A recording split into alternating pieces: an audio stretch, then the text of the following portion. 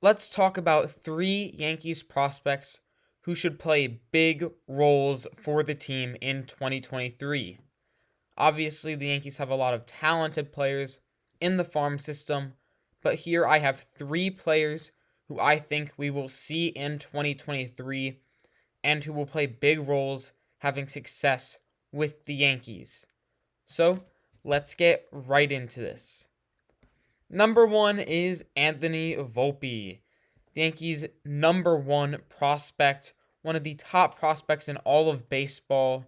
I mean, just one of the top shortstop prospects that we've seen in a long time. The kid looks like a stud. He'll be 22 next year.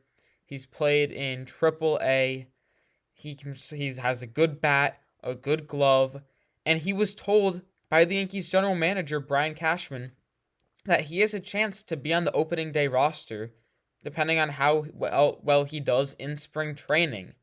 So he could be playing with the Yankees really early, playing a big role, and I'm excited to see this kid play.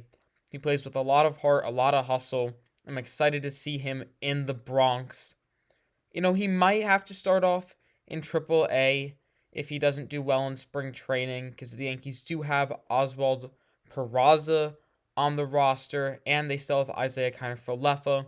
So it's a little bit of a challenge opening day, even though there's a chance. But I have no doubt in my mind that we will see Anthony Volpe play at some point this year, and I think he's going to be great. The kid is just a great baseball player. I'm really excited to see Anthony Volpe play. So that's one player who I think is going to have a big impact for the Yankees. The next is Carson Coleman. He's a relief pitcher you probably haven't heard of because he is one of the most underrated and slept on prospects in the Yankees farm system. He's going into his 25-year-old season, and he just had a fantastic year in the minors. He pitched in mainly Double A with a little bit of High A last year, and he had a 2.13 ERA, a 2.23 FIP in 63 and a third innings with a whip of .884. He has a great fastball, which allowed him to strike out 13.5 batters per nine last year. He's a fastball slider guy. He is a really solid relief pitcher. And he reminds me a lot of Ron Marinaccio. Marinaccio kind of got a spot with the Yankees because of a ton of injuries in the bullpen last year, and then was fantastic, having an ERA just above 2. I could see a similar path with Coleman, where a bunch of Yankees relievers go down with injuries or something, and they call him up for the minors, and we'll just see a great reliever in the Yankees farm system. The Yankees are amazing at developing relievers. Keep your eye out on Carson Coleman.